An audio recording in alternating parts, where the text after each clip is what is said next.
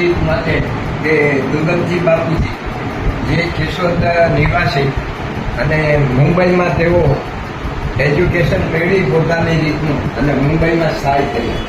વર્ષો પછી એ લોકોએ સ્થાયી થયા પછી આપણા જ્ઞાતિના જે ગામડામાં રહેતા પછાત વિસ્તારમાં રહેતા લોકો માટે એમને લોકોએ વિચાર્યું આપણા કેશોદ ખાતે બોર્ડિંગનું આયોજન કર્યું.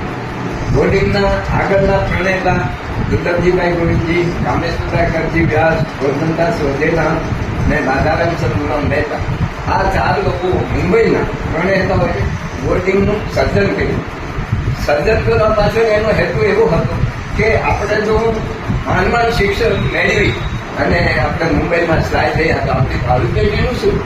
એની ભાવિ પેઢી માટે એ લોકોએ વિચાર્યું.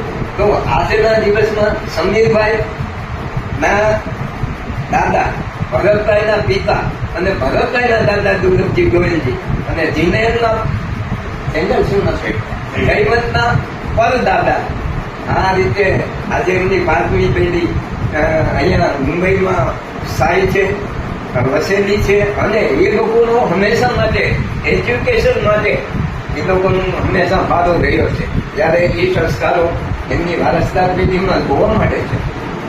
ભરતભાઈએ હમણાં ઉલ્લેખ કરેલો તો મેં એના ઉપરથી વિચાર્યું કે દુર્લભજીભાઈને તો કર્મયોગી કહેવામાં, એને બોર્ડિંગ માટે પોતાનો ભોગ આપ્યો, સારી રીતે ભોગ આપ્યો. અહીંયા સાથે પોતે નાદુરસ્ત તબિયત હોવાથી ભરતભાઈએ ઉલ્લેખ કર્યો છે કેશોદ મુકામે રોકાયા, ત્યાં એવરી ડે કાયમની રોજની ગૃહપતિ પાસેથી મેળવી અને બોર્ડિંગનું સંચાલન બહુ સારી રીતે થાય એવો એમનો કાયમી માટેનો એક વિચાર હતો.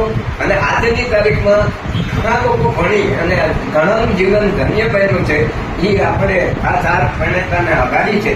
તો આપણે સૌ પ્રાતઃ વંદનીય સ્વર્ગીય દુર્લભજી બાપાને વંદન કરશું અને એમના આશીર્વાદ મેળવશું કે તમારા આશીર્વાદથી આજે કૌતિક ગોહિલભાઈની જ્ઞાતિ એજ્યુકેશનમાં આગળ છે અને હવે આગળ રહેશે એવી અમને તમે પ્રેરણા આપજો અને અમને વંદન કર્યું.